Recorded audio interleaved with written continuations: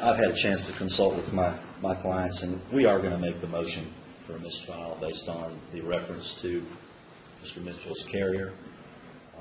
Just feel that has the potential of bringing something improper in. Mr. Freeman? I think that a curative instruction will take care of that. These issues come up in these types of cases, whether it be comment made by a party or a witness or something that's in a document. There will likely be documents that refer to insurance. And to the extent that Mr. Gilmore is concerned about that, I think a curative instruction will take care of it. I don't think it's risen to the level that would warrant a mistrial, Your Honor. Thank you.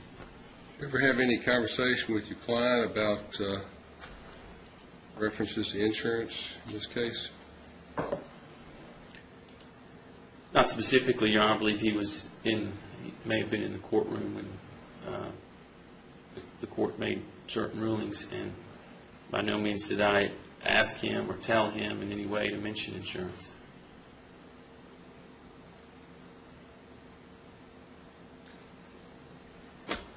I went back and replayed it to listen to it, and in response to my allowance of Mr. Crawford be allowed the opportunity to explain his answer about the condition of the vehicle, his testimony was that the car had been significantly changed and that they had lifted the bumper some, and that the car had been totaled out by his carrier. Was the quote that I recall was said. First, that's not responsive to the question that was asked of you. We've had some unique occurrences during this trial, ranging from medical bills being proffered that predated the accident, trying to understand a very unique accounting method that has been applied to this corporate entity. And now, Mr. Crawford, you gratuitously decide to insert and inject insurance into the lawsuit when I must assume that if Mr. Freeman says he didn't have a specific discussion with you, that's not wise. You should always do that with your clients. We don't talk about insurance in these lawsuits because that's not what's at issue. And it's because it cuts both ways. We don't want somebody sitting there saying we're going to unload on the big bad insurance company because they're just a corporation and nobody cares about them. Likewise, a lot of times insurance hurts plaintiffs because people say we know they're covered by major medical and they're not going to pay a penny for any of these expenses. So we just leave it out. It's supposed to be decided in a vacuum. It was only that one reference that has been used. I think that this can be handled by a curative instruction, which I'm going to give, but I think I'm going to strengthen it a little more. Normally I say there's no evidence before you that a party does or does not have insurance. Unfortunately, right now we have addressed that. It used to be the language was no insurance company is a party to this action. I'm going to tell the jury that. And I fully understand that some lawyers have complained about that because they say, oh, but then they're worried about it's going to come out of just their pocket, and that's not. Well, that's really what they should be thinking about. They should be looking to Mr. Mitchell right now. There was one other mention of insurance in Dr. Howell's first deposition. I just wanted the record to be clear about that. Okay. When the attorneys introduced themselves. And that refresh me on that, Mr. Freeman. I believe the uninsured motorist carrier attorney introduced himself as so-and-so. I'm here on behalf of the uninsured motorist carrier. I don't have it in front of me, but there was a mention of it at that point, and there was no objection and no attempt to cure anything at that point. Now, I'm just letting the court know there was a comment. I mean, I'm not, they may have been aware of that was an issue back then. Okay. Well, you've been on the other side of this coin most of your career, Mr. Freeman, actually, so you know what I'm talking about. I have no problem with curative instruction. I just don't want to have to try this case again. Well, and I don't think it requires the drastic relief of a mistrial. This has not so damaged the proceedings that it can't be fixed. And so I'm going to instruct the jury that no insurance company is a party to this lawsuit. They actually, I mean, just technically, though, Mr. Freeman? I'm sorry. I've ruled. Okay. No insurance company is a party to this lawsuit. Whether or not insurance exists has no bearing upon any issue in this case. You may not discuss insurance or speculate about insurance based upon your general knowledge. There are sound reasons for this rule. A party is no more or less likely to be negligent because a party does or does not have insurance. Injuries and damages, if any, are not increased or decreased because a party does or does not have insurance.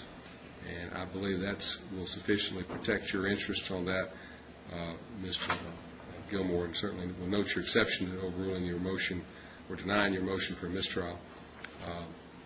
But I will give the curative instruction. No, I just wanted to make one point. The uninsured motorist, I think, is an unnamed party, and that was the only comment I was going to make. They're not a named party. As far as these folks are concerned, this is a dispute between Mr. Mitchell and Mr. Crawford, and that's it. And I want to emphasize that to them. All right, let's go to the jury.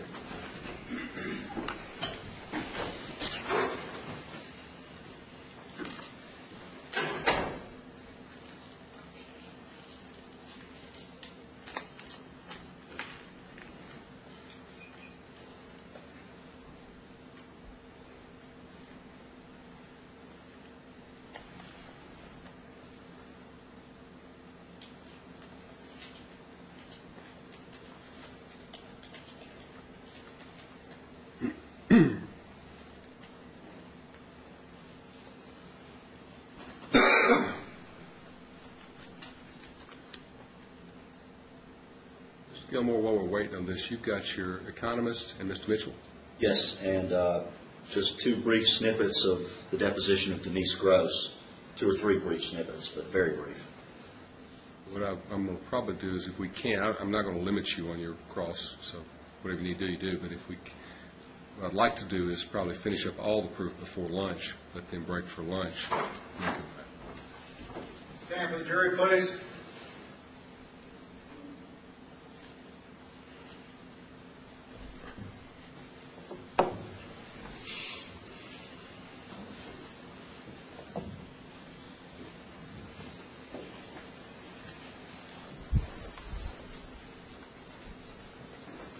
Court will now come to order. Be seated, please. Ladies and gentlemen, before we proceed with the defense portion of this trial, I have 2 instructions to you. First, at the conclusion of the plaintiff's proof, this court has dismissed all claims against Kelsey W. Mitchell. So any claims against Mrs. Mitchell have been dismissed. The case will proceed with Ted Crawford versus James G. Mitchell. Secondly, based upon some comments that were made in Mr. Crawford's testimony, I want to emphasize this to you. No insurance company is a party to this lawsuit. Whether or not insurance exists has no bearing upon any issue in this case. You may not discuss insurance or speculate about insurance based upon your general knowledge. There are sound reasons for this rule. A party is no more or less likely to be negligent because a party does or does not have insurance. Injuries and damages, if any, are not increased or decreased in the slightest amount because a party does or does not have insurance. It would be a violation of your oath as a juror for you all to discuss or speculate insurance during your deliberations. Ready to proceed with the defense proof? Called Gray Mitchell, Your Honor.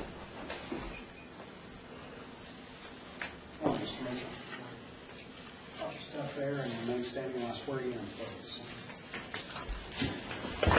Raise your right hand, place your left hand on the Bible. Do you solemnly swear or affirm that the testimony you're about to give in the cause pending is the truth, the whole truth, and nothing but the truth, so help you God? Yes, sir.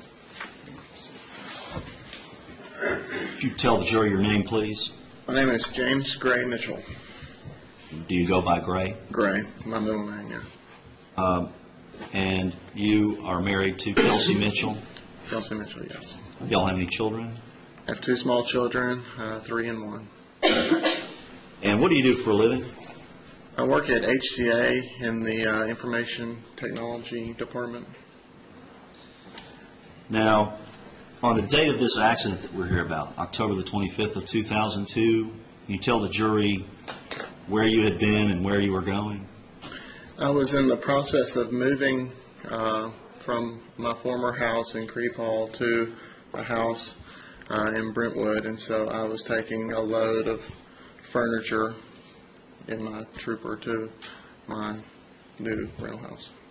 Had you dropped off a load before the accident? Correct. I had dropped off a load, and I was on my way back to my former house to get another load. Did you have any furniture in the car at the time? No, I did not. I just emptied it out and was on the way back. Now, do you dispute that you rear-ended Mr. Crawford? I do not dispute it. I hit the rear end of his car, yes. What is your best estimate of the speed that you were going before you ever applied any brakes prior to impact? I estimate my speed at between 40 and 45 miles an hour. And how do you arrive at that estimate?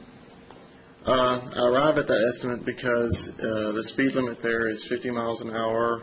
There was heavy traffic, and so we weren't all able to go the speed limit.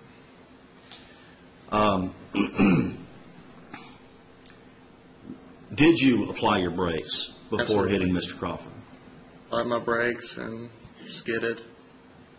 And what is your estimate of the distance back from Mr. Crawford that you were when you first applied your brakes? I estimate somewhere between 6 and 10 car lengths. Okay, and do I'm you not very good at estimating it that long of a range, but I was able to come up with between 6 and 10. do you agree that a car length is maybe me to you? Yeah. Did you skid? Yes, sir. And you've seen the damage to your vehicle. Let me just hold it up here. Okay.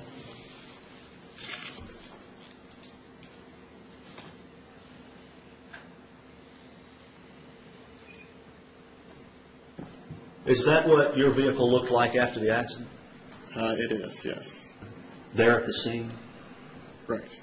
Were you injured in any way in this accident? No, I was not. Did your airbag deploy? No, I did not. Did your car have an airbag? Yes. Now, you heard Mr. Crawford testify yesterday that you, quote, plowed into the back of him. Did you intend to hit Mr. Crawford? Absolutely not. Do you agree with the characterization of Mr. Crawford that you plowed into the back of him? No, I do not. Are you trying to tell this jury that that this accident was a tap